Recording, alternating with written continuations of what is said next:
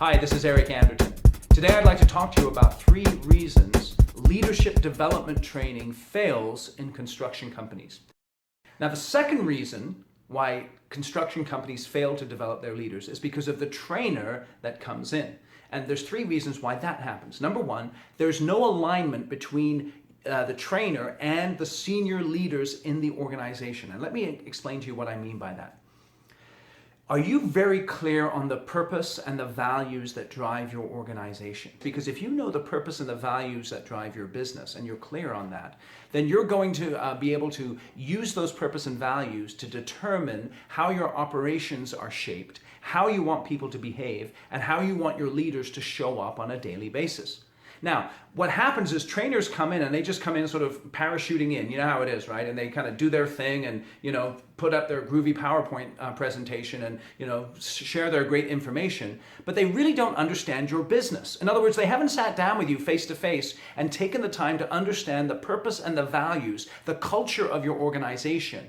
And because they don't understand the culture of your organization, there's no real alignment there. And the reason why that's important is because when they understand that culture and when they're on the same page as you, they can stand for what you want in those training classes. And let me explain to you what I mean by that. It's kind of like being a parent. As a parent, you talk to your kids all the time, right? And you tell them, I want you to do this, this, and this. This is how we show up as a member of our family. This is how I want you to act. This is what it means to be honest and hardworking and to have integrity. And you tell them that all the time, right? And how often do they listen? They don't listen that much. But then somebody else comes in, a coach or a teacher or someone like that, and they say exactly the same thing, and your kids, oh man, they hear it right away, and they make changes. That's the purpose of a trainer, right? Is to know exactly what it is that you want and to stand for what you want.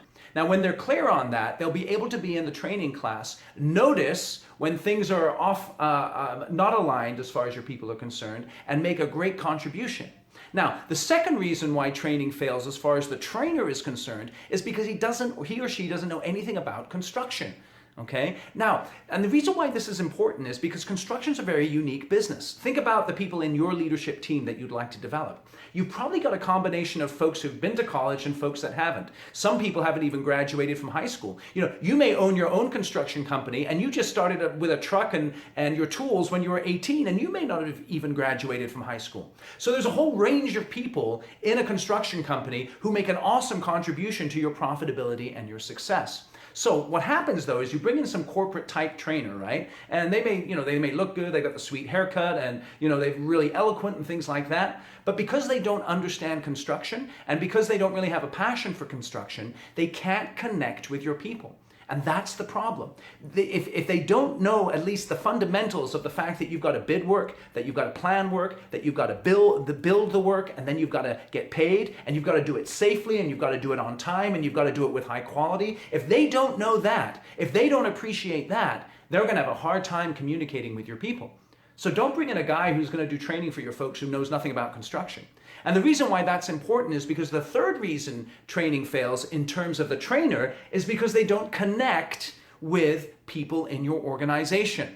So how do they connect with your people? What's important? Well, number 1 is energy. And what I mean by that is positive energy. And a lot of that positive energy comes from this, a deep respect and love for the construction industry. If someone shows up in your organization, they don't love construction, don't expect them to do a great job training your people. So that energy piece is really important. Now, the second piece is this, openness. If you bring someone in to do leadership development, you don't want them just, coming in for a couple of hours, on the 3rd Thursday of every month for, 12 months and hope for the best. But you want them to be committed to your organization for the entire time. I mean, is this person willing to give you his cell phone number or her cell phone number, the email, so that your people can talk to them at any time, so that they can just get on the phone for 10 minutes and say, hey, I've got this issue around the training that we talked about, last month, and can you help me through and do some brainstorming with me and some problem solving and some role playing in terms of a tough conversation I have to have or something like that. So that energy and that openness is absolutely essential.